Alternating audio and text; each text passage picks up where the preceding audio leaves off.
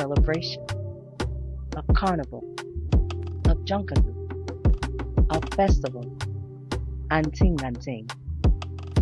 If we can't walk, we run. If we can't run, we fly. We make a way to make our way. From hashtags to hand drums, from live streams to living rooms, from Lego streets to London blocks, to every corner we claim as home. Every step, a link. Every link, a lifeline.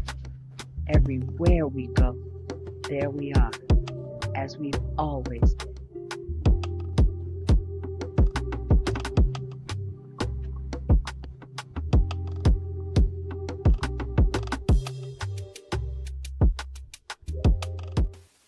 Hello, everyone. Thank you guys for coming out on this beautiful sunny Sunday and spending a little bit of your afternoon with us. We are delighted to welcome you to our 75th episode of the ADAMA Arts Salon. 75. My name is Asohe Galbraith, and I'm one of the founding board members for ADAMA. The Arts Salon is a conversation series featuring contemporary artists, curators, scholars, and cultural practitioners from across the African diaspora. Through these gatherings, we create space for critical dialogue, creative exchange, and meaningful community connection. We host the Arts Salon here at Pittsburgh Yards alongside exhibitions and other creative projects throughout the year. We are pleased to share that ADAMA's current exhibition, W.E.B. Du Bois Revisited, Reimagining Du Bois' Exhibit of American Negroes, is on view here. And we invite you to experience it during your visit, and it will be here until May 8th. Now it is my pleasure to introduce our guest panelist and moderator for today's conversation, Alexis Peskin and Dr. Fahamu Pecou.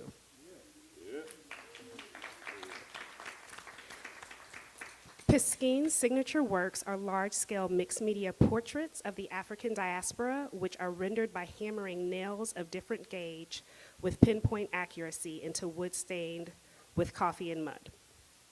By applying gold leaf to the nails, he creates breathtaking composite images. He depicts figures that portray strength and perseverance with energy reminiscent of the spiritually charged Minkisi power figures of the Congo Basin. He also produces striking photography and video works. As Villa Albertine 2026 resident, Alexis Peskin will study African spirituality as a force for resistance and transformation. He will explore the connection between trance, collective memory, Afro-American culture, and contemporary expressions of the sacred. Welcome, Alexis.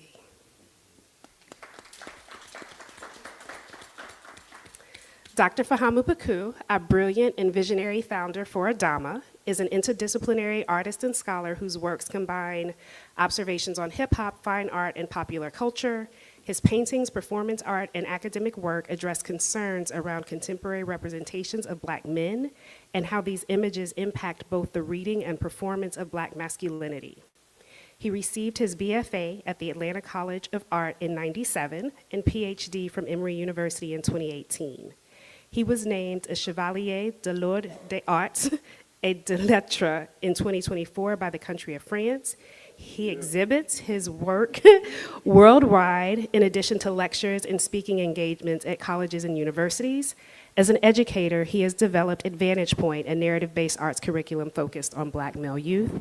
With that, thank you, Dr. Fahamu Pecou and Alexis Peskin. We look forward to the conversation. Yeah. Thank you, E. How's everybody feeling today? Y'all don't sound like it. Hey. How's everybody feeling today?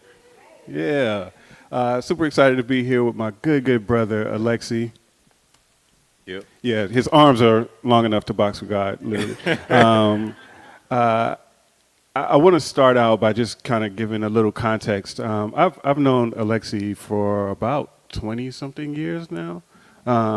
We had a bunch of mutual friends, and whenever I would travel, people would be like, "Do you know Alexi?" And I'm like, "Nah, I don't know." But we ran into each other in Miami at Art Basel some years ago at a party, and we've been partying together ever since. Yeah. But I'm excited, to welcome you to Atlanta in this context. And for those who don't know, this wasn't in your bio, but Alexi has history here in Atlanta. As a high school student, he was recruited here to play basketball, which is what brought him to the States originally, and then ultimately you attended Howard University. HU. And then Micah, the Maryland Institute College of Art, where you got your MFA, right? So while he's based in France and speaks like 37 languages, he's no stranger to the U.S., to Black culture, and to all these things. So I'm really excited to have this conversation with you today. Me too, man. Like, first of all, I wanna thank you. I wanna thank ADAMA. I wanna congratulate you, for everything you've done, like until here, to put this up, the way you glue community, you bring community together. The way like you help, like shit, like this is a lot of, like I have a lot of friends who are curators, like, but you put me on to your show actually 10 years ago at Kennesaw State. Like you put me on for the Morocco residency, and now we're doing this. I also want to thank like the Villa Albertine, Atlanta, like and partners and the entities we're partnering with, Mansa, which is also like a Black ran entity in Paris, and Galerie 193, with whom we did this project. So yeah, brother, like yo, like. You one of my favorite, like you're really a brother to me, yeah, like man. one of my favorite Likewise, persons. Like I love you. Yeah, I love you back, brother. I love you back. Yeah. And y'all gonna get this bromance yet again. Yeah. Yeah. For sure.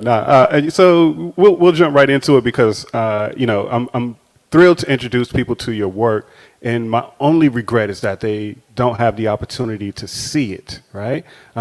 Because to see Alexi's work is to have a completely different experience. We're going to talk about it. We're going to talk you through it. We're going to walk you through it. But when you have the opportunity to be in the presence of one of Alexi's work, you will literally feel the power. And we're thrilled to announce that we'll be exhibiting an exhibition of Alexi's work here next year. Yep. But let's start at the root. Let's start at the root, right? Like you've described yourself as being shaped by multiple geographies, right? Your father is French, your mother is from Brazil, you live in Paris, but you've been to what, like 30-something countries in Africa? Yeah, 33. 33. And, I'm jealous as hell because I've only been to like maybe 5 or 6, you know what I mean? But like, I think one time you were telling me you have a mission of doing all 54 countries in Africa before you turn 50, right? It was 50, but like because of COVID, I pushed it to 54. I got 21 left. It's a big continent. Like I did 33, I still got 21 left. And so I think like about in 7 to 8 years, and yeah, I'm old. So basically, that's like about 3 a year. So you could do it. You could do it. I believe in you. I believe in you. But how has moving through those spaces helped shape not just what you make, but how you understand your role as an artist? So I think it's like really important for me to travel and to know the world and to understand the world. It's funny. This is like my first research like residency, like where I actually don't produce art or create art. And shout out to like Villa Albertine for like giving me this like incredible opportunity. So it's like, but everywhere I felt like almost like a imposter, like as a researcher. But it's true that I forgot that everywhere I traveled, what really moved me and interested me, because that's always like been the core of my work, was the experiences of Afro descendants, wherever. So like wherever I traveled, like I always like trying to know the history of Black people in that place. And like I travel like also mainly because I'm doing artist residencies in the world and stuff. But wherever I went, I was like, oh, so what was the experience of Black people here? Like, and you like, you go somewhere and then you tell people I'm going there, like, and people be like, oh, like go and meet this person, this person. It's always like the same like 5 like main person that people know. And so it's great because like also especially artists through meeting artists, we have like a certain vision of justice, like and history, and so we learning through the eyes of artists is great. But it's not just artists; it's also like people who live there, who are from there. I don't know, like I'm sociable, so like I talk to people, to anybody, and you learn. And then people also recommend you books, films, and stuff, and that's how you get to learn the world. Because I think like, like we live like multiple lives, and we live in this life right now. We have, at some point doing 100 kilometers or like miles was like, it would take days, and now we could just like go everywhere in the world. So I feel like I gotta know this place to know myself, to know people in general, and to feel like more connected. Coming from, so my part of my family on my mom's side being from Brazil, from Salvador, Bahia, represent, and it's like we had also kind of like the same experiences that like black people got here, in the respect that we were abducted, from Africa, and like we've been cut with our culture. So also like seeing the world, like going to these places is like, for me, is a way to understand it. A lot of people want to like reconnect, or like find like home, or being accepted and stuff. I feel like it's weird, like being from like so many places, and also having when I came here, I was like 16. I left without my family because like I got this opportunity to play basketball, and that's what like got me into like studies and stuff. Because I was kind of messing up in school in France. So y'all ain't need to know that, but this is so I don't know, like it helps you grow, and so a lot of times like people feel like they need to belong somewhere or to be accepted. I think also like as an artist, and you probably like felt that like a lot of times you artist is different. Like you don't necessarily have to belong. You're your own self, and often you don't really fit like Right. anywhere.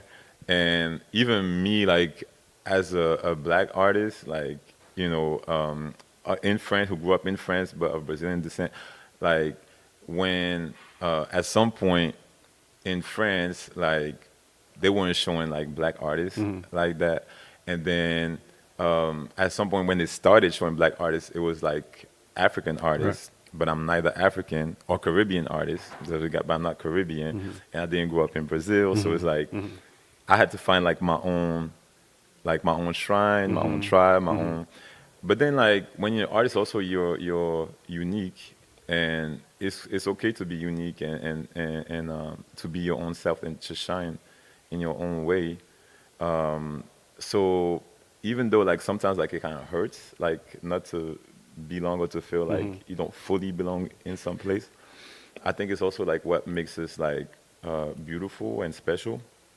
I think that really like everybody's unique, but kind of like in some way everybody wanna belong. And if you like actually dig and ask people, you realize that like a lot of people feel like you on a certain level for a reason A or B. That's like a long way to like answer your question, but I feel like like having all these identities really feeds how I see the world.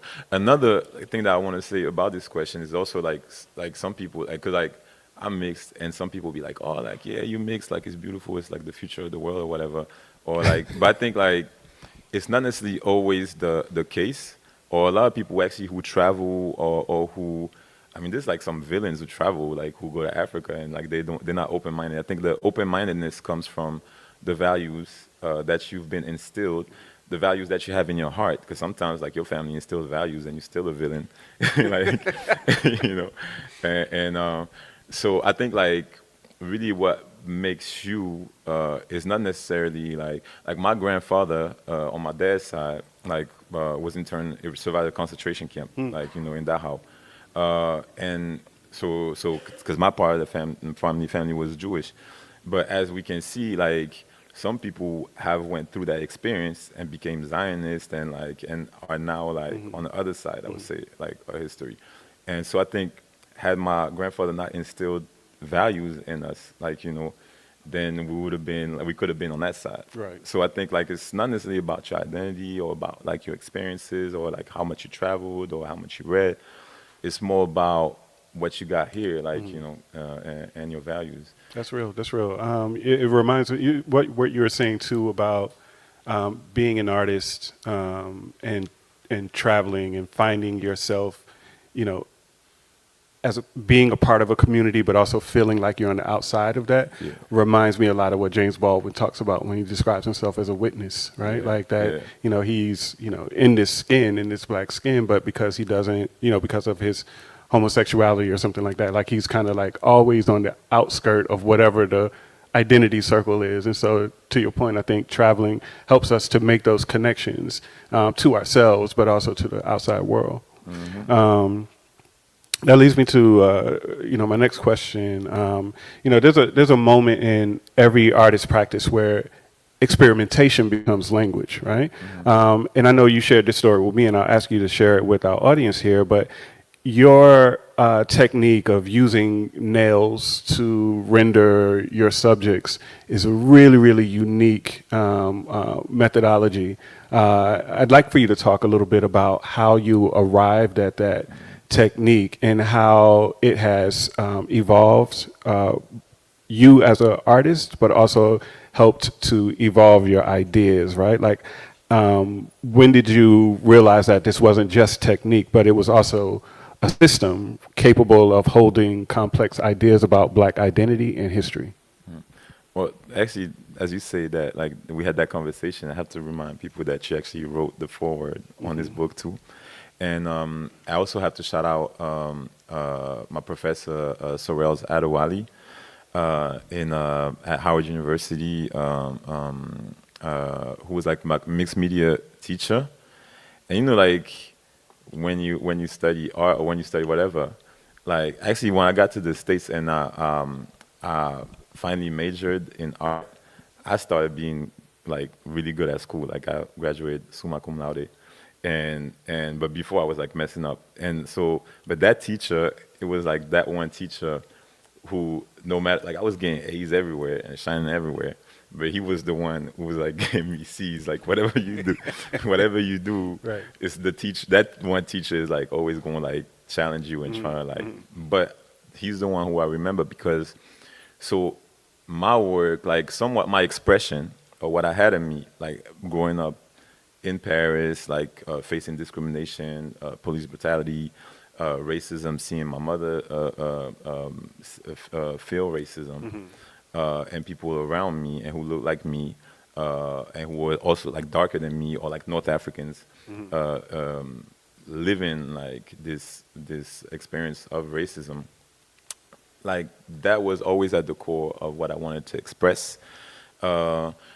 Also, there was like one thing like with Black American culture in France, we didn't have representation of Black people like on TV, like when I grew up, like in the 80s and stuff. So, but the only images we saw of like Black people were through like the Cosby Show or like, hip hop later. So I started like actually when I was like a teenager and with my brother and stuff who was still like in music, we rapped and stuff because we could express our experiences through, or we saw people who looked like us and could express our experience this way. So even with whether it was like with music or with art, my expression or like what moved me had to do with our experiences as Afro-descendants. What I've seen my family live in Brazil, in Salvador, Bahia, or what we were living in France and stuff, and what I was hearing, what Black Americans were living in the United States and stuff. So that was like the core, the expression. Then in school, so when I got to art school, like very early, I wanted to have my own visual language, my visual idiom. And because I was seeing, all these artists, like, Aaron Douglas, like he paints like that. Basquiat paints like this. Chuck Close paints like this, Warhol, like the silk screen. So like I felt like I needed to have my own language. Like very early, like in college, I was like trying different things. And so then when I got to like Professor Adewale, Sorrells Adewale's class, he was encouraging us to think about the materials that we could used to enhance the metaphors, metaphorically, to express what we wanted to express. So aesthetically, I really started like falling in love with silkscreen printmaking, and like the images made with dots and those visual illusions.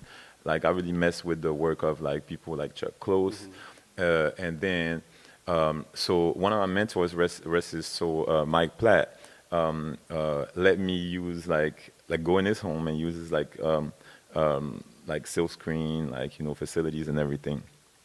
And so I was playing around with it, and then Sorrel's Adewale was like, think about the material. So like I started using like metal, like scraping metal, doing those dots. So I kept the aesthetic, but using different things like drilling holes in the metal, like having light behind it. And then like at some point, my first year when I got to Mike at the Maryland Institute College of Art,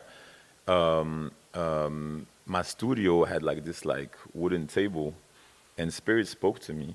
And I had seen the Minkisi and Kondi power figures of the Congo. And I was like, yo, like, you should try, like, Spirit was like, you should try, you know, nails.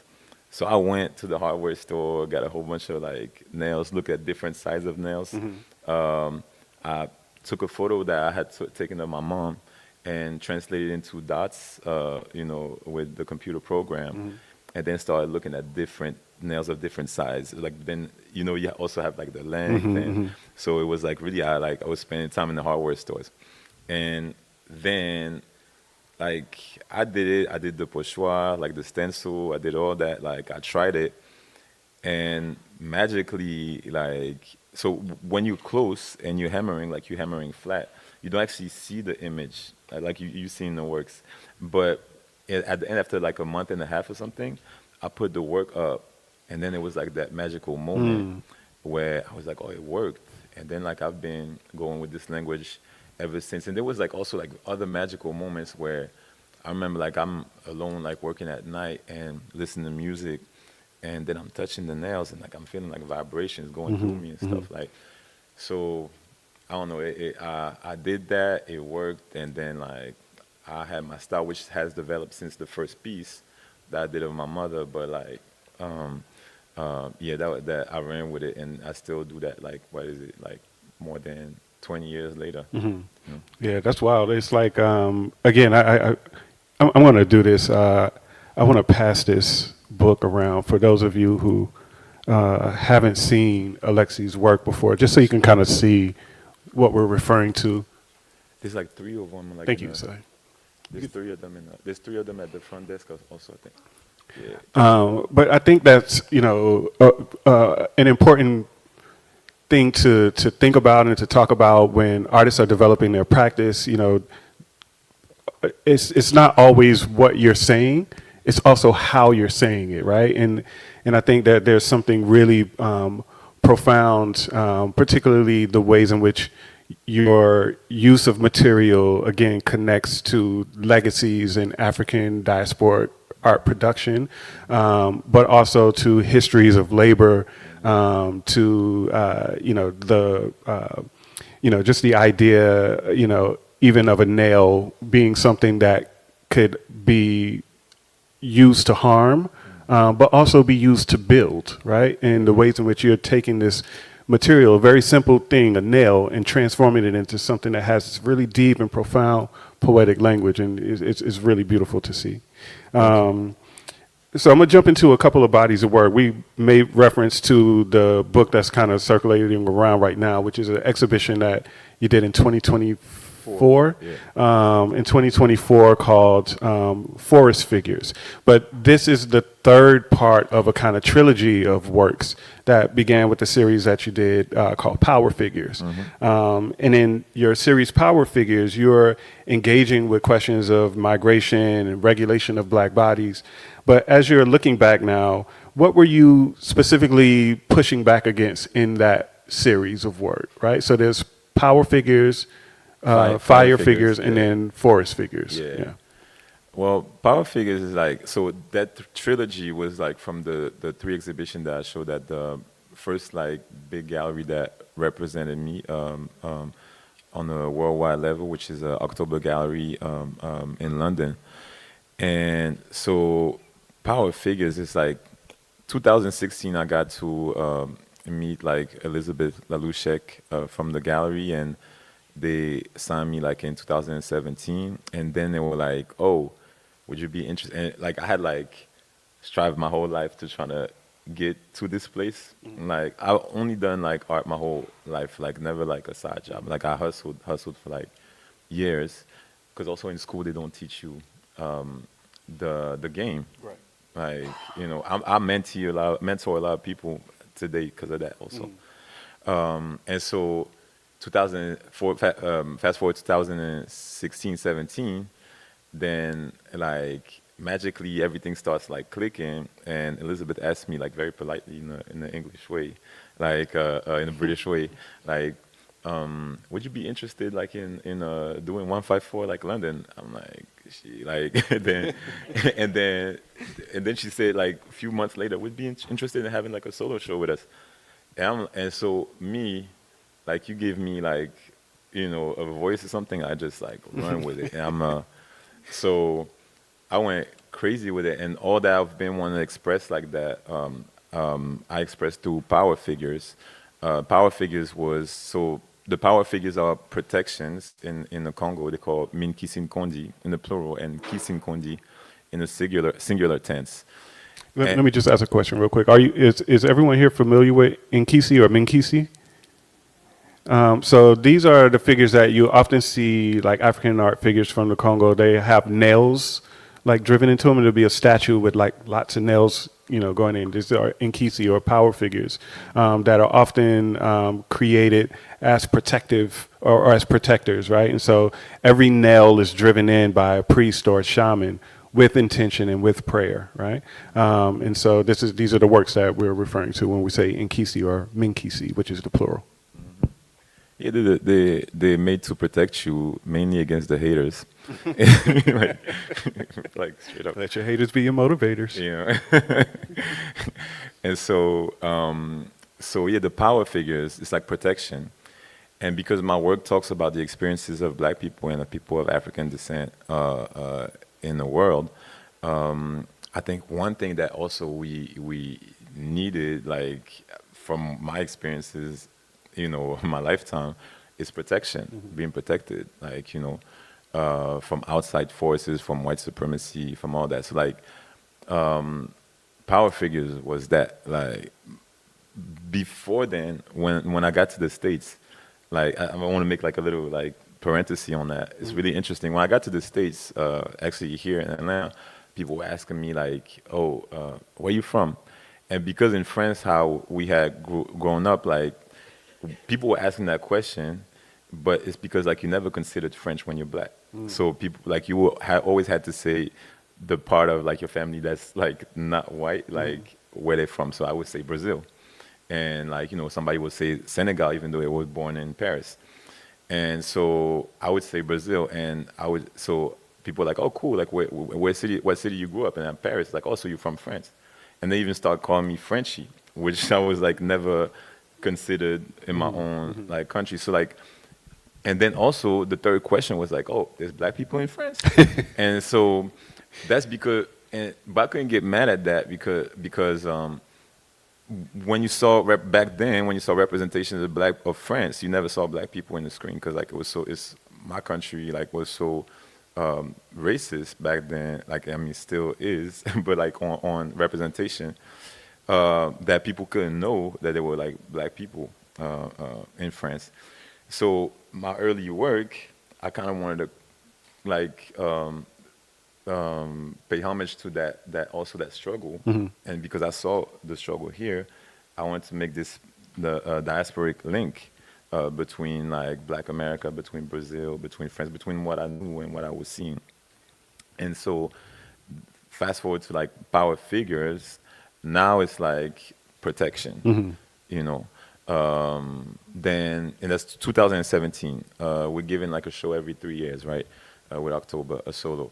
Then 2020, COVID hits, like lockdown, we home. And it's not that like the world got more violent. It's always been. I've lived it in my body, like police violence and all that. But we were like with technology and being locked down, like we were just bombarded and we couldn't escape from it. So like there was like this psychological thing like that was like really bad for our mental health, very frustrating. So and you know there was like Breonna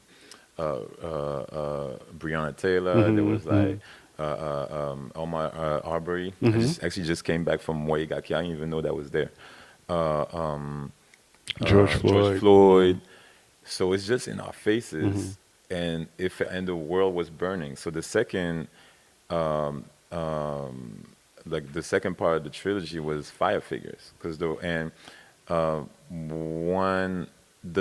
title got inspired by, we were talking about Baldwin, but by like the fire next time. I almost call it like the fire this time, the exhibition.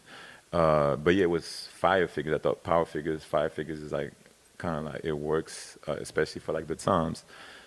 And yeah, so I just put like in the colors in the work were fiery. I use like more like, and I always use like I stain the wood with natural elements. So I use like hibiscus, like curcuma, and things that has to do also with the Black experience. Like curcuma was some of the spices that they were using to sell Black people through the Islamic slave trade in East Africa.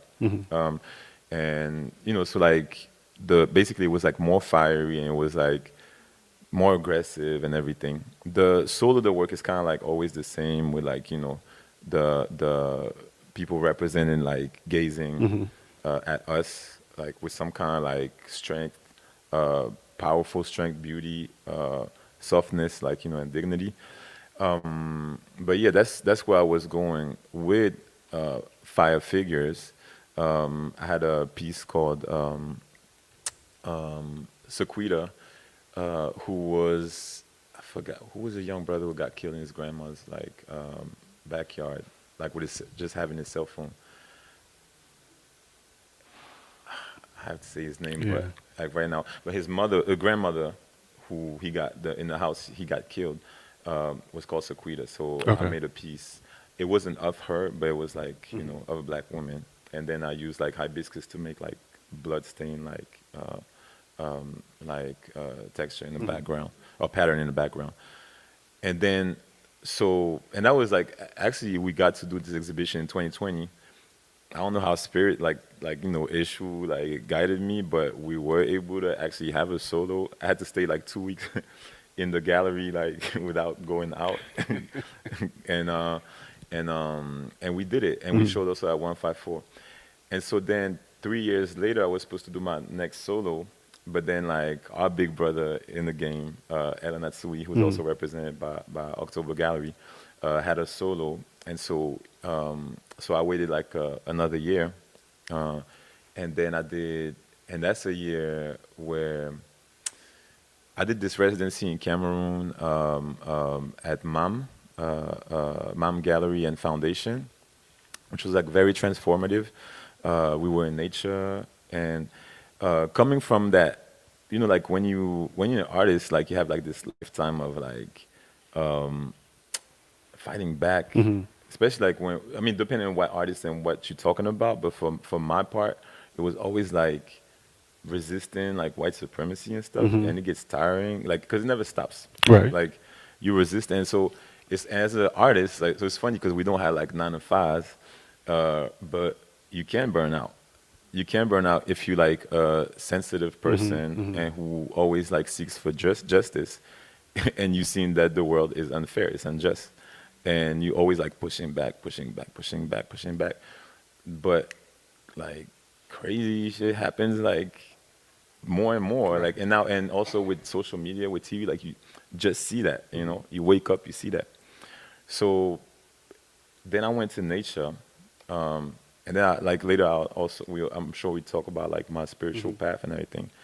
But yeah, to me it was important, and it was a moment where a lot of people were talking about healing and needing to heal.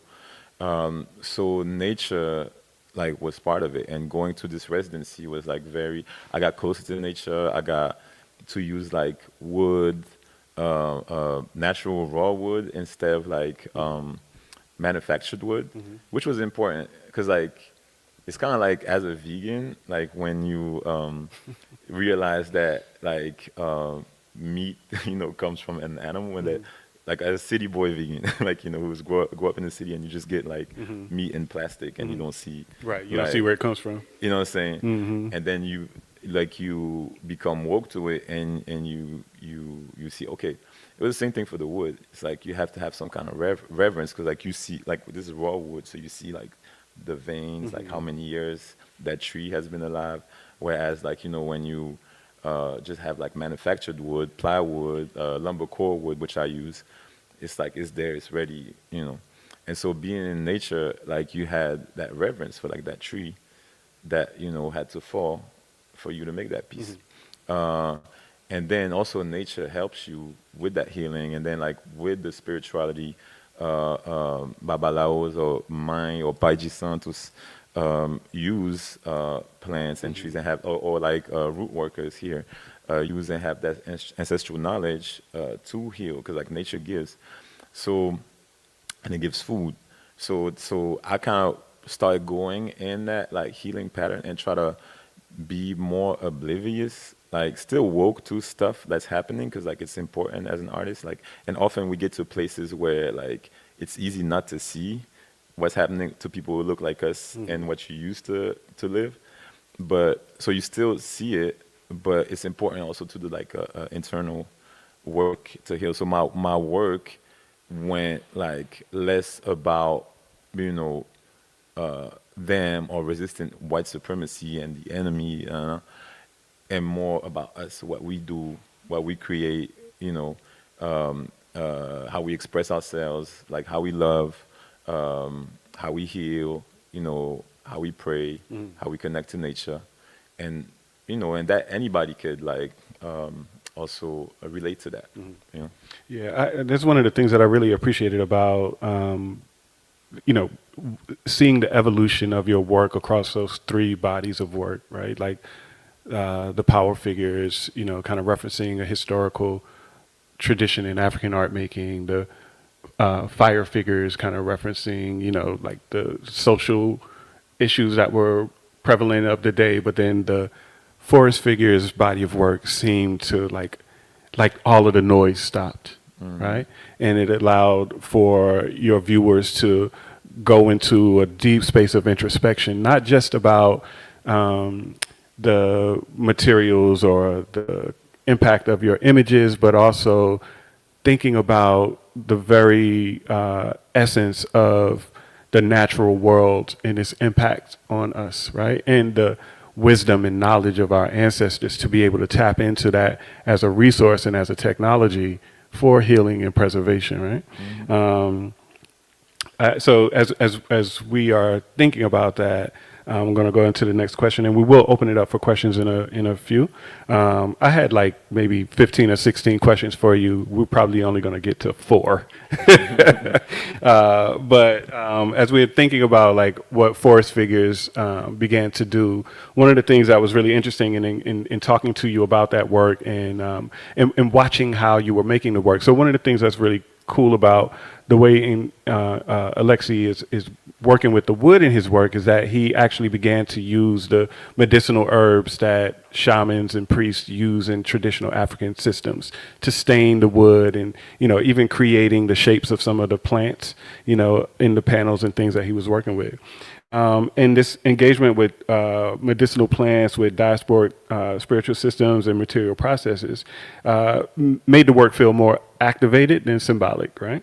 So I wanted to ask you, like, how do you navigate working with, sacred knowledge within your art practice? And I know that this also kind of connects to why you're here now, right? Like a part of your residency is to engage with African traditional religions and those practitioners to learn about those systems. And so I wanted to, like, what does that mean for you as an artist? Do you see your role shifting as a part of that process?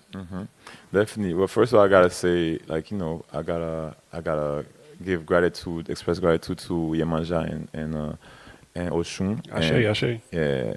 And Eshu, Legba, because like I twice wouldn't have been here if it wasn't for them, because like I was born. My mom, so my family in Brazil have roots in Candomblé practice, which like stems from Yoruba traditions that were carried on by enslaved Africans in Brazil, but also from other places, from Fon and Benin traditions and Congo, and other places where enslaved Africans have like been taken from.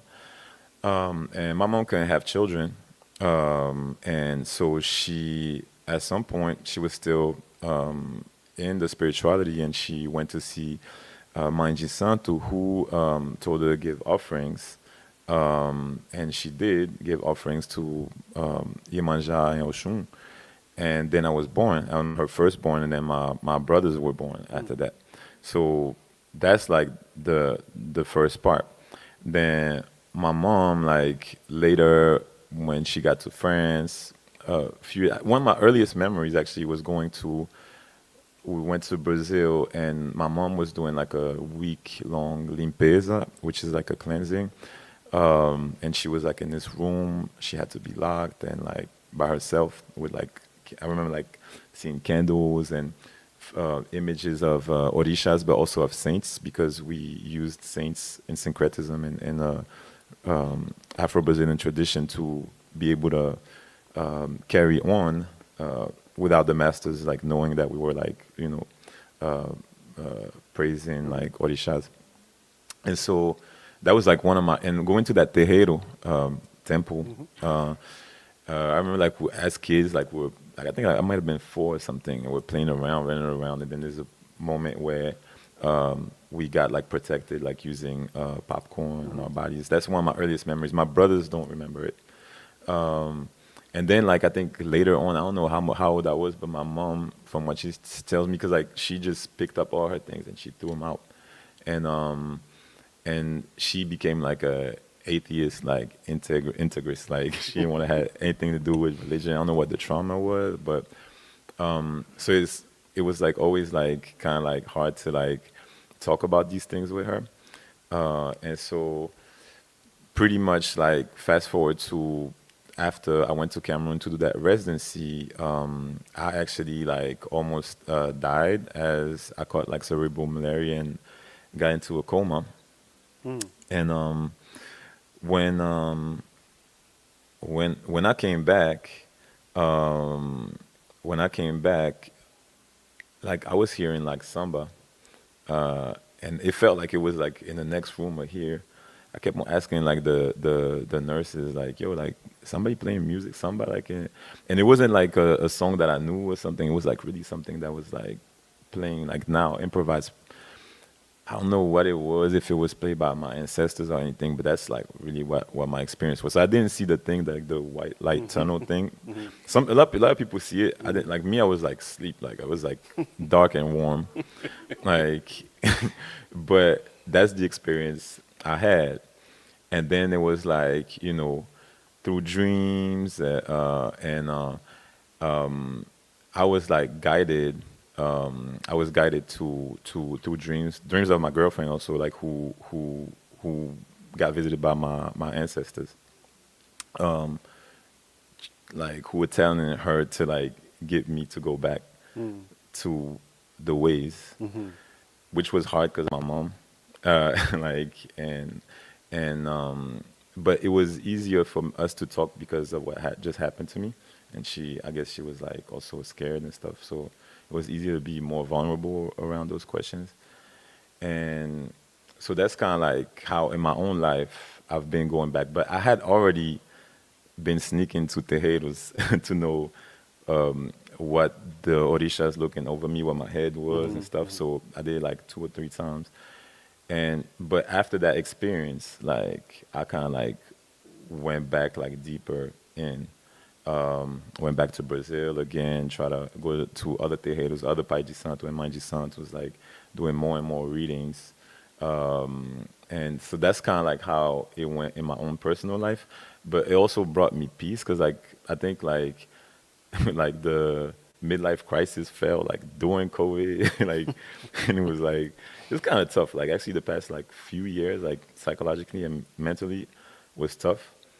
and shout outs to Atlanta because like I'm really like feeling the revival like actually right now. Like Atlanta will do that to you. yeah, All that time you spend in traffic will allow you to reconnect to yourself. yeah. So it's a long answer, but that's kind of like how I went back.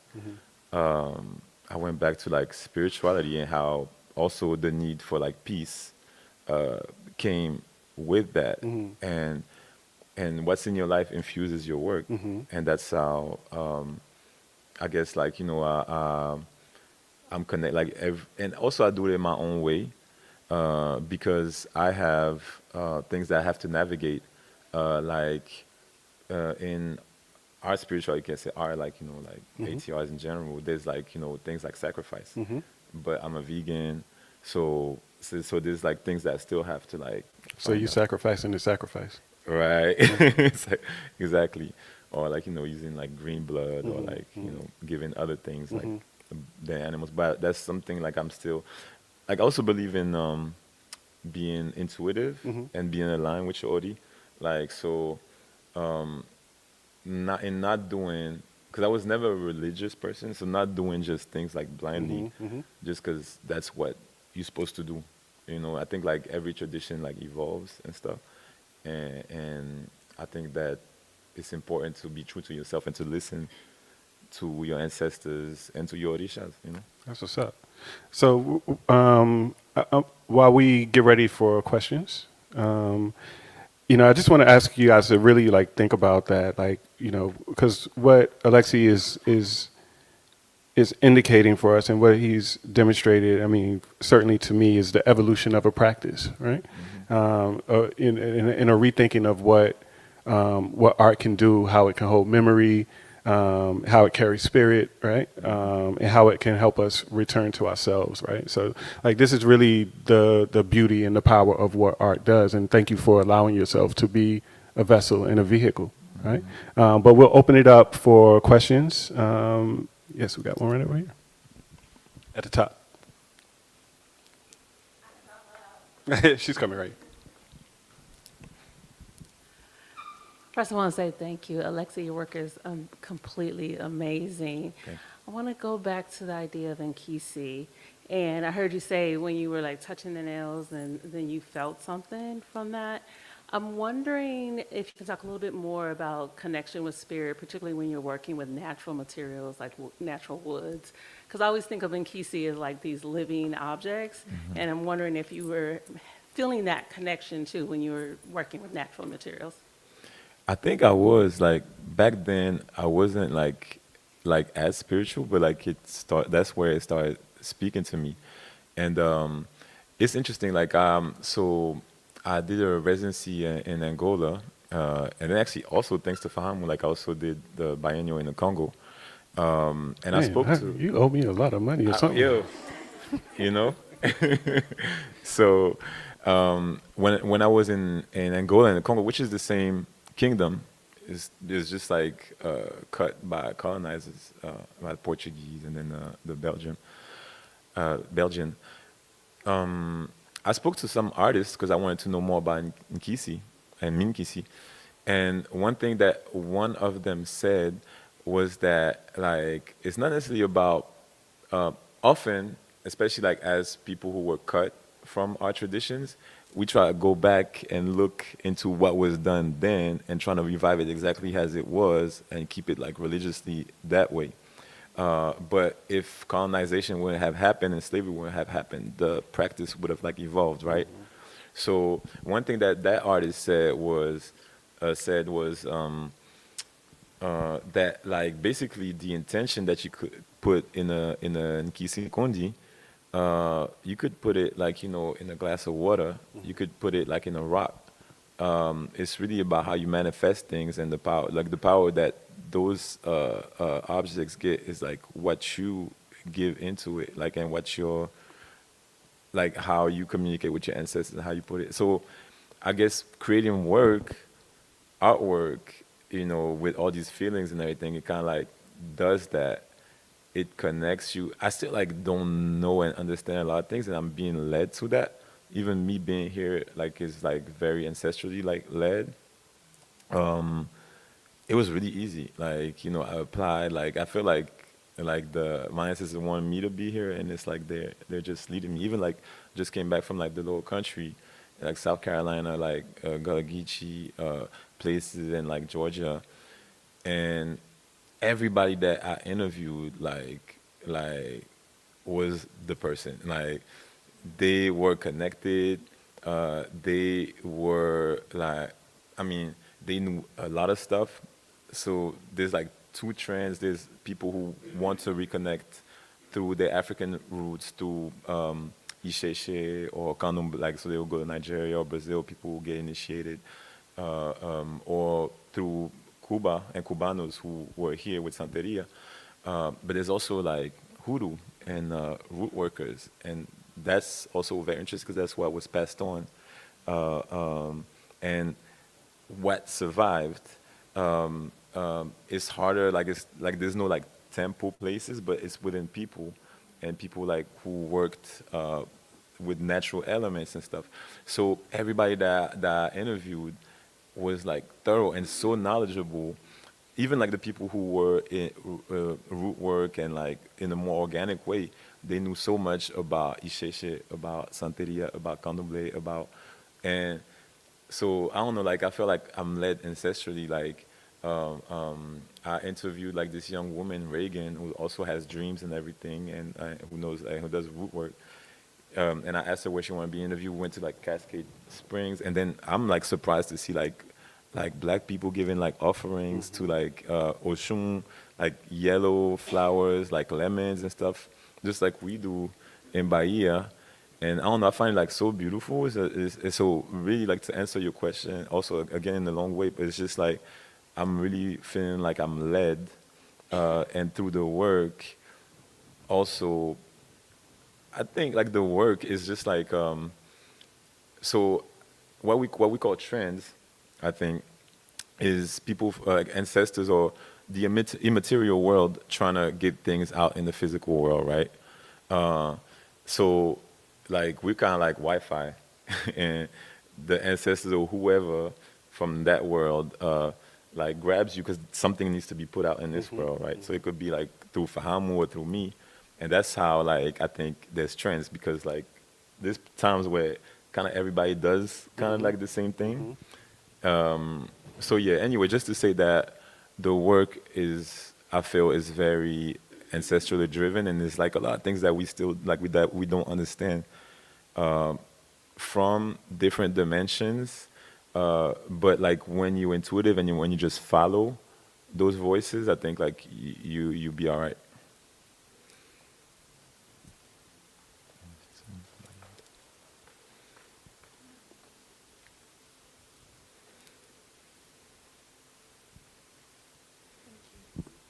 Hi, you talked about your earlier work being inspired by resistance and then moving into nature and then spirituality. Now that you've kind of evolved in that way, when you approach making your work, are those three separate areas coming together? And if they are, how does that look, sound? That's a really good question. I think that like they're always there. Like, you know, as much as you're trying to kind of like dim your experiences and the world, you still hear it. Like, you know, it's still there. It's just that somewhat like the spiritual, the healing, in a way becomes like a loud voice and a force, because like it's a tool. Because like the violence of capitalism, white supremacy as we know it, and everything. It's like if you use the same tools, like you're not gonna win. But somewhat, it's almost like a weapon. And I think also like oblivion to it, and living your own life to it is like is a force, is a weapon, and it's gonna take you like in a higher place, in a better place. And I think little by little, like the other part like fades. So in the work, you know, like I think like I don't yet know or understand how it's like all gonna come together.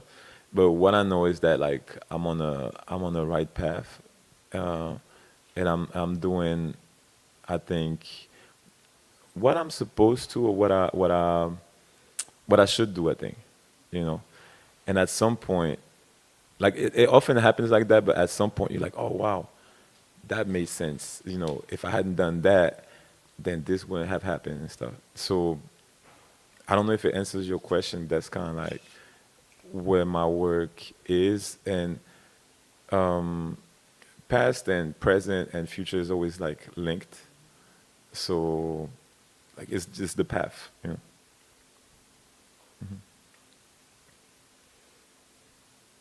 Any more questions? All right. Well, I want to thank you, Alexi, for your work and for this conversation. And thank you to our audience for being here. Thank you. You know, one of the things that I want to leave us with is this idea that, you know, listening to you talk about what you do is to realize that what you describe is not just a practice, but a proposition, right? About what it means to make and what it means to remember, what it means to become, because so much of the world that we live in is designed to fragment us, separate us from ourselves. I think what you have done, you know, in your work, you know, whether it's in power figures or fire figures or forest figures for that matter, is not simply critique, even though it's done that, right? But it offers a way back, you know, a way back to the body, a way back to material, and a way back to a sense of knowing that lives beyond the language. So thank you, Alexi. Ashe.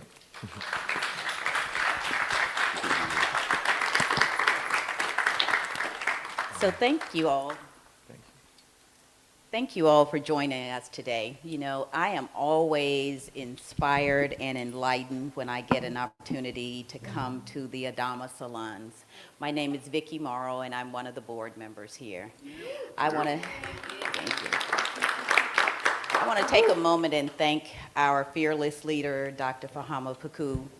One of the things that I always recognize is his masterful ability to simplify and sort of connect these stories for us as he brings new artists and new educators and people to spend time with us in these salons. And one of the recurring themes, I'd say, is that people always talk about how giving he is. And I want to acknowledge that you are always so generous with everything. I love being in space with someone who is always operating from a place of plenty and not scarcity, because that doesn't happen very often in this world. Want to also thank Alexi for coming and sharing. If you haven't had an opportunity to see his work, you have got to see it in person. The pictures of it just don't do it justice, the videos. So I was blown away when I got a chance to see his work this first time in Morocco this February. So stay tuned with us. One of the things that we hope that you have done before you got a chance to sit down, or if you didn't, please visit and see our current exhibition. It is the W.E.B. Du Bois Revisited, and it will be here through Saturday. So make a point to do that today or as quickly as possible. And our next salon will actually be on May 17th. So make sure you go to our website, see what activities we have planned for you, and make sure you stay engaged with us. We'd love for you to follow us on IG at ADAMA_ATL. And finally, these experiences do not happen without your support. We know that there are so many changes in our world philanthropically. Arts haven't been really supported. And then we've got more pushback around DEI. So we need each of you to give and support so that we can continue to do this amazing work. So thank you for coming. Thank you for your support of ADAMA. And we look forward to seeing you again soon.